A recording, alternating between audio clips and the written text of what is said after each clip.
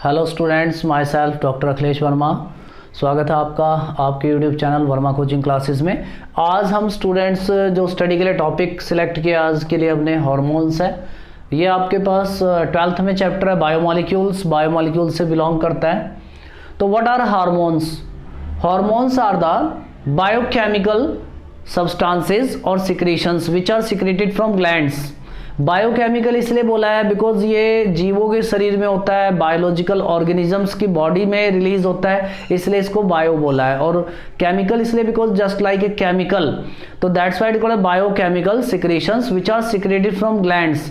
Students, हमारी body के अंदर बहुत सारी ग्लैंड्स हैं, जिसमें से सबसे जो मास्टर ग्लैंड्स बॉडी की है उसको हम पिट्यूटरी ग्लैंड्स कहते हैं, जो हर एक ग्लैंड्स के फंक्शन को कंट्रोल करती है। ऐसे आपके पास थायराइड ग्लैंड्स है, देन पैंक्रियाज भी एक तरह की ग्लैंड्स पाई जाती है, आपके पास एड्रिनल ग्लैंड्स है, किडनी के ऊपर पाई जाती है। तो there is a number of glands, but hormones कहाँ से सिक्रेट होंगे? Always from the glands. तो hormones are the biochemical secretions और बायोकेमिकल सब्सटेंसेस कह लो, सिक्रेशंस कह लो, तो which are secreted from endocrine gland directly into the blood. अब जैसे ही हार्मोन ग्लैंड से निकले और सीधा कहाँ एंट्री लेंगे? ब्लड में, और जहां उनको फंक्शन करना है वहां पे चले जाएंगे। किसके जरिए?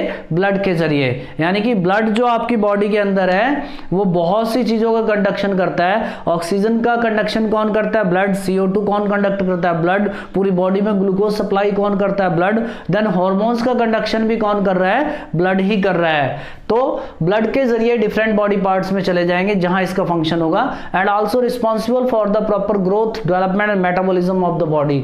हमारी बॉडी की जो प्रॉपर ग्रोथ है, अगर हार्मोन्स डिस्टर्ब हो जाएंगे, सपोज फाइनली अगर हम एग्जांपल लेके चलें, थायराइड ग्लैंड्स है, थायराइड ग्लैंड्स का अगर फंक्शन डिस्टर्ब हो गया तो T3, T4 hormone, thyroid hormone, ये सब हमारी बॉडी में बनना बंद हो जाएंगे, जिसके कारण हमारी जो ग्रोथ है वो प्रॉपर तरीके से नहीं होगी, कद भी छोटा रह जाएगा, ब्रेन डेवलपमेंट रुक जाएगा।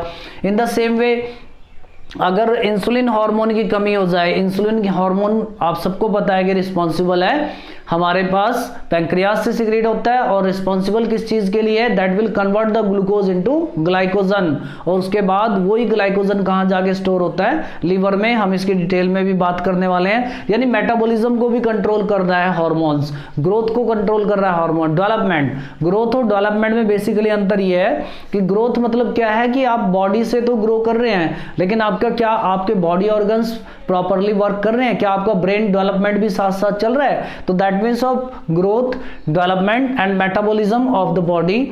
अगर हम हार्मोन्स की सिंपल डेफिनेशन, बिल्कुल सिंपल डेफिनेशन है, hormones are the biochemical secretions which are secreted from glands. कहां से सिक्रेट होते हैं? ग्लैंड से सिक्रेट होते हैं डायरेक्टली इनटू द ब्लड। और कहां जाकर गिरते हैं? वो कहां जाकर सिक्रेट होकर मिल जाते हैं? ब्लड में। और किस लिए रिस्पॉन्सिबल है? बॉडी की प्रॉपर ग्रोथ के लिए, डेवलपमेंट के लिए और मेटाबॉलिज्म के लिए।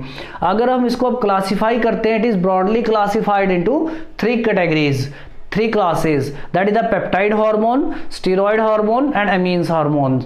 तो आपके पास पेप्टाइड हार्मोन्स क्या है अभी आपको डिस्कस करके देंगे, देन अमीन हार्मोन्स, देन स्टेरॉइड हार्मोन्स।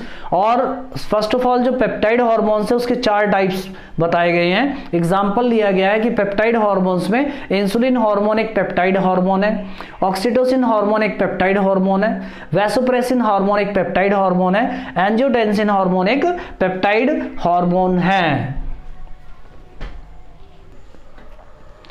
अब स्टूडेंट्स यहां पर हम देखेंगे पेप्टाइड हार्मोन की डिटेल।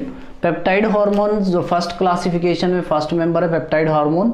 तो पेप्टाइड हार्मोन्स में हमने देखे थे कि इंसुलिन हार्मोन आ गया आपके पास, देन ऑक्सीटोसिन हार्मोन आ गया, then vasopressin hormone, then angiotensin. तो फर्स्ट ऑफ ऑल हम बात करेंगे इंसुलिन हार्मोन की। इंसुलिन हार्मोन सिक्रेट कहां से होता है? पैंक्रियाज से।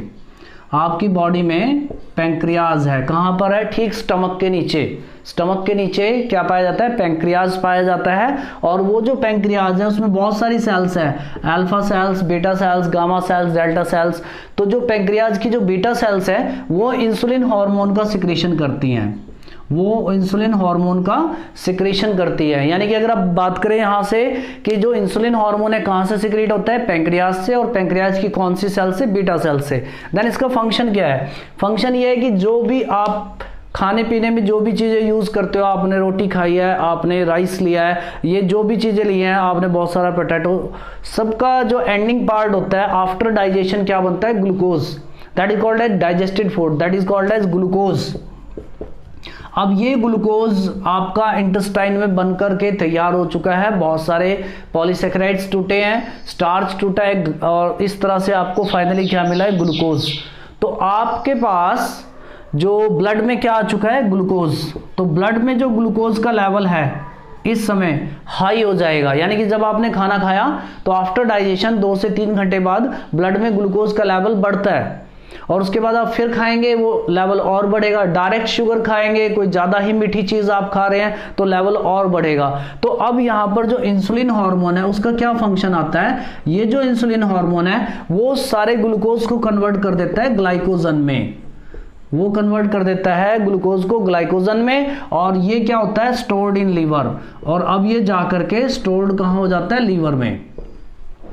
तो स्टूडेंट्स, जो मेन फंक्शन है इंसुलिन हार्मोन का, that control the metabolism of carbohydrate, that control the excess of sugar in blood, यानी कि जो excess of sugar in blood है, ग्लूकोज है, that will converted into glycogen, then store in the level liver, देन आपके blood के अंदर glucose का लेवल क्या हो जाएगा? कम पाया जाएगा, यानी कि शुगर मेटाबॉलिज्म को कंट्रोल करता है। और इसी तरह से स्टूडेंट्स, अगर इंसुलिन हार्मोन की कमी हो गई, डेफिशिएंसी हो गई आपकी बॉडी में, तो ब्लड में ग्लूकोज का लेवल क्या होगा?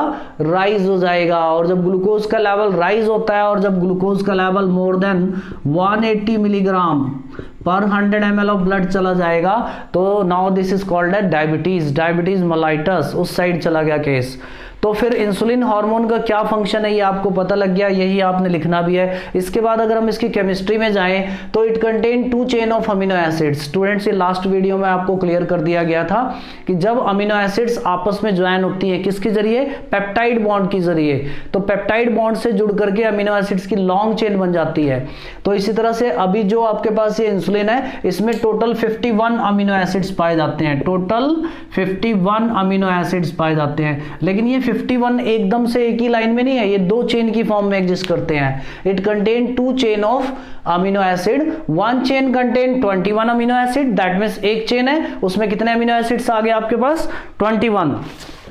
और दूसरी साइड क्या है? अदर चेन आ गई, उसमें कितने अमीनो एसिड्स आ जाएंगे आपके पास? 30, यानी कि 2 चेन में एग्जिस्ट करते हैं। अब 1 चेन जो है आपकी, वो अदर चेन से कैसे ज्वाइन होगी?